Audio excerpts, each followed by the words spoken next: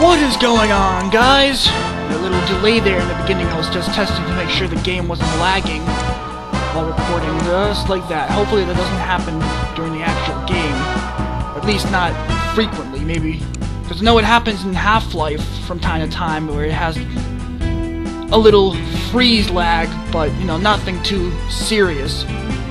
Anyway, yes, this is a brand new Let's Play, and as you can see by the title, it is No One Lives Forever. I was really itching to play the second game in the series, which happens to be my favorite game of all time, but also this series was actually on my list of games that I wanted to Let's Play. So, you know, rather than Let's Playing only that one game, I actually want to Let's Play the entire series, and obviously I'm going to start with the first game in the series. And yes, this is the Game of the Year edition. Not that that really matters, because it doesn't really change anything. I mean, the PS2 version of the game actually has a couple, three, actually, exclusive missions to the console, in which you play as the main character during her days before she joined the organization that she actually works for. And this, like I said, these missions are exclusive to the PS2. They are not found in the PC version, whether it's the original release or the Game of the Year. But, no, they really don't add... I mean, I've only watched through those missions, like, one time, so I don't remember them very well, but I don't believe that they actually add any sort of big details to the game, or to the story of the game. So, you know, if you don't see them, I don't believe that they're actually going to, you know, take away from the experience of the game. But you can always look them up on YouTube if you wanted to see them that badly. I know this one person, Johnny D. Fox, who I actually watched the playthrough of this game from, has those, or he played on the PS2, so he does have those missions up if you wanted to check him out. But anyway,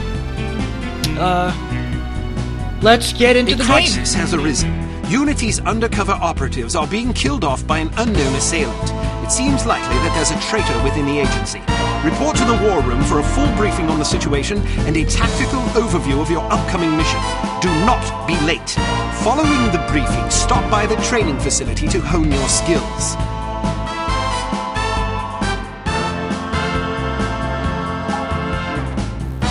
Objectives: report to the briefing room and report to Santa's workshop for gadgets training.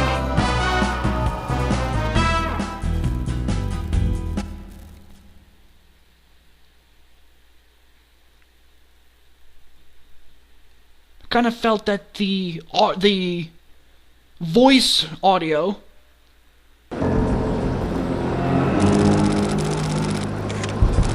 (9:30, September 11th, 1967), 10 miles from Irkutsk, Siberia.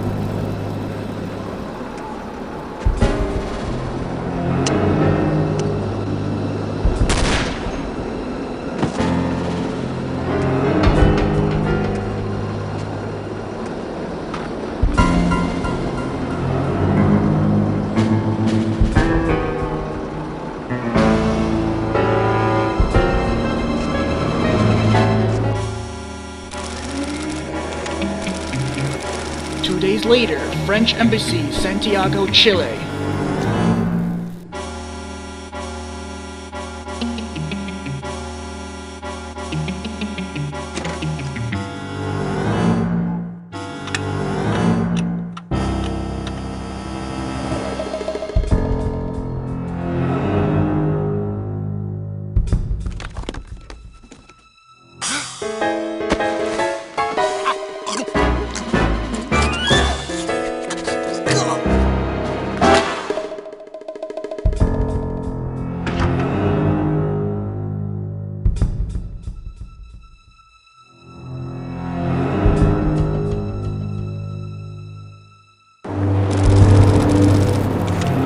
Evening, South Harbor, Helsinki, Finland.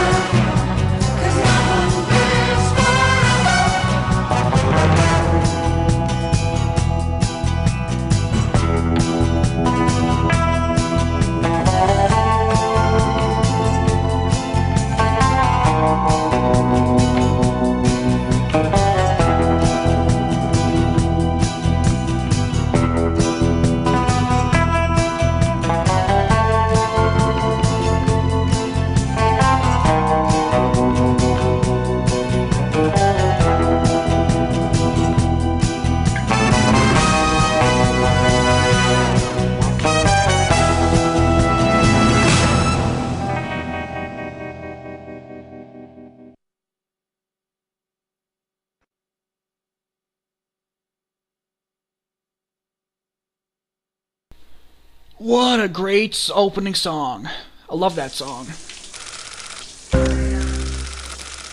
Meanwhile, residents of Kate Archer.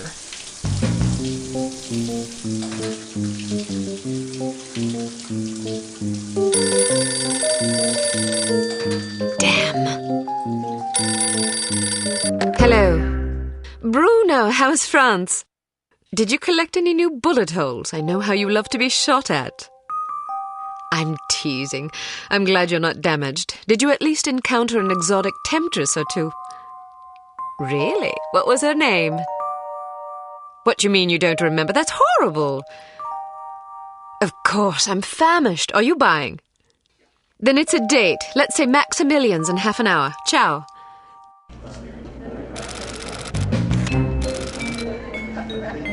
I'm not very happy, you know. It's not like I thought it would be.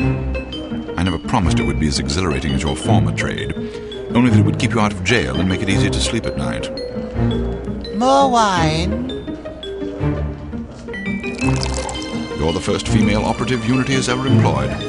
The committee is old-fashioned. They need time to get used to the idea of a woman in this line of work. I know all that, but at this rate I'll be a bloody grandmother before they give me a real assignment. You can always go back to burglary and pickpocketing if you can't live without excitement. Damn it, that's not what I'm saying. I just want to be challenged. I'm sick of wiretaps. I'm sick of eavesdropping on boring strangers who may or may not pose some trivial threat to international security because they forgot to declare a ham sandwich at Heathrow. I don't have the patience for it. It's not what I'm good at. It's never fun paying one's dues, but we all have to endure a bit of frustration and tedium now and then. Builds character. I think I've paid my bloody dues. Is that what you think? God knows I loathe sermons, but I'll tell you right now that you'll never stop paying your dues. Not ever. I'm sorry you're not happy, but you might as well get used to it. Nobody owes you a damn thing. You make it sound like I'm some spoiled child. I'm not asking to be coddled. I just want a chance to prove myself. You're right. I know it's been hard for you, but I'm confident you'll get your chance. All the petty politics in the world won't hold you back. They've done an outstanding job so far, haven't they? You see? What did I tell you? Probably just one of the committee members needing a babysitter on short notice. Ye of little faith. I'll see you there. Why don't we go together? I've an errand to attend to first. You go on ahead.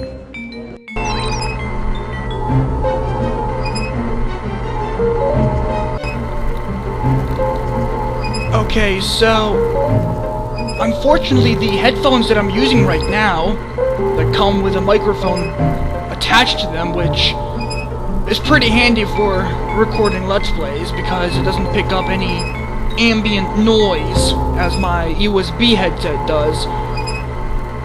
Unfortunately, these headphones, they're kind of broken. Like what, the right ear, the right headpiece is dangling beside it, and I'm guessing that's also the reason why the sound that's coming from the headphones is staticky, and you basically, you hear a lot of sort of like, well, like I said, staticky, so you know what static is. That's what it sounds like, and it's not bad in Half-Life, but in this game it seems to be overshadowing the actual game audio, so all I hear is the static and not the actual dialogue, unfortunately. So I think for the next video, for the next part of this anyway, like I think I'm going to be using these headphones for Half-Life, but for this game I might have to go back to the USB headset because, like I said, I would actually like to hear the game audio. Anyway, let's actually get into the game itself and stop rambling and complaining. So we need to go with what is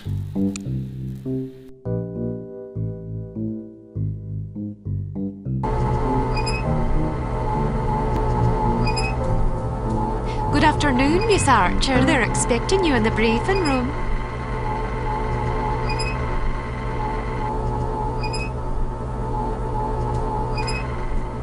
wrong way, Miss Archer.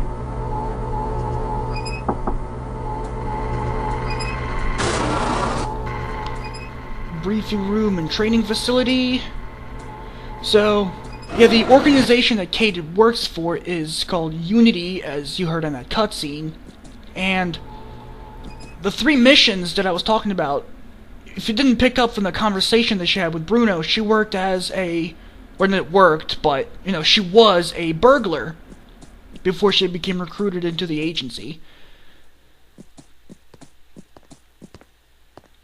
And, the 3 missions that are exclusive to the PS2 are called... The 3 missions that are exclusive to the PS2 are called, 9 Years Ago, I believe. And basically they tell the story of what Kate, or, you know, they tell the story of Kate's days as a burglar. But like I said, I do not believe that it actually adds, like, there's no sort of any dialogue or anything. It doesn't really add any sort of huge details to the story of the game. It just sort of a little side content, I guess. But, yeah, as I've mentioned before, that's only in the PS2 version, so you will not be seeing it in this Let's Play, but if you really wanted to see it, you can look it up on YouTube.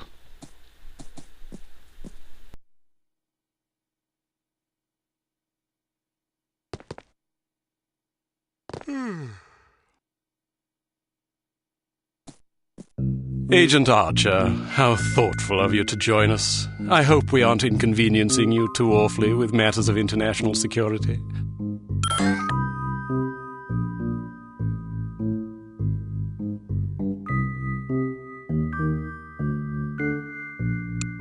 I'm sorry if I kept you waiting. It won't happen again. I seem to recall hearing that before. You'll not have to hear it again. Let us hope not. Well, if it isn't the inimitable Agent Lowry. Sorry I'm late, Smithy. You're looking dapper today. Spare me the disingenuous flattery, old boy. It doesn't suit you. I was being sincere. It was the one polite thing I could think to say. You're still upset with me, aren't you? I assure you I have nothing against you personally. You've served us well for many years, but perhaps too many. I firmly believe it is in Unity's best interest that you retire from field operations, and I will continue to campaign to that end until you accept an administrative position. I'm not upset with you, Smithy. I just don't like you. I do understand your concern, but just because you're too old for the field doesn't mean that I am. Until I'm declared unfit for duty, I will continue to prove it. I retired voluntarily. Of course you did. Perhaps we should dispense with the pleasantries and get down to brass tacks. Fine. Lights, please. We lost another agent this afternoon, bringing the total to 7 operatives in 10 days.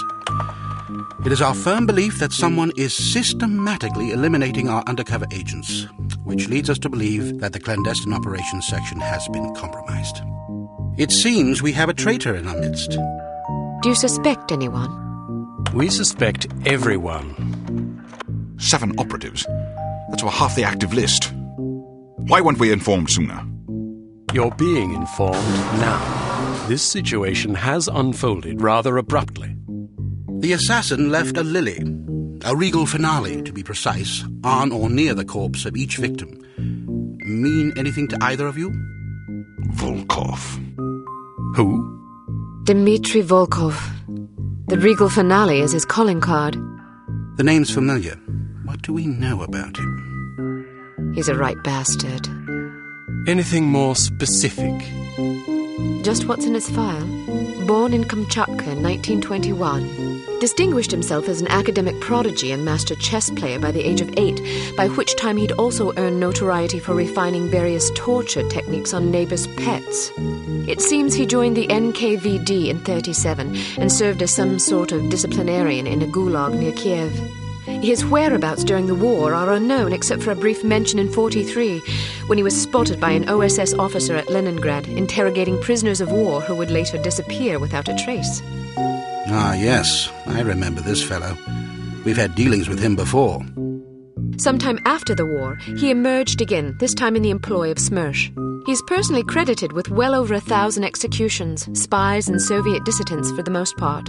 In 61, a failed assassination attempt left him without an eye. He was shot in the face at close range by one of our finest agents. You flatter me, but I shouldn't have missed. He escaped by throwing himself off a 70-foot cliff into an icy river. It was presumed that he survived, as no body was ever recovered. In fact, rumor has it, he's currently working for an organization calling itself HARM as Director of Executive Action. I don't have to tell you what that means. What do we know about HARM? Unfortunately, there's very little about them in our files. Well, despite the obvious risks, we still have a job to do. In this case, a very important one. Wet work. Precisely. And after this recent catastrophe, the two of you are our only available assets. To be perfectly frank, Agent Archer, you're only getting this assignment because we've no other choice. Matters of such delicacy aren't really the sort of thing we would usually entrust to a woman. Emotional inconstancy and assassination do not make especially good bedfellows, if you take my meaning.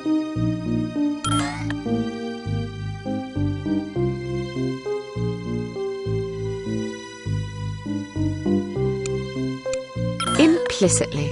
But you shouldn't be ashamed. Administration is a perfectly noble career. I don't think I like your tone. I believe what Agent Archer means to say, Smithy, is that she appreciates the chance, however fortuitous, to demonstrate her abilities as an operative, and that she'll endeavour not to disappoint the committee. Isn't that so, Agent Archer? Aye. That's not what it sounded like to me. Enough of this. Time is of the essence. Stop by the toy shop before you go. They've some new gizmos you might find useful. Don't dally too long, though. Your flight leaves at 6 p.m. Where are we going? Morocco. Agent Archer, what does HARM stand for? I haven't figured that out yet. See if you can't find out. And be careful, both of you.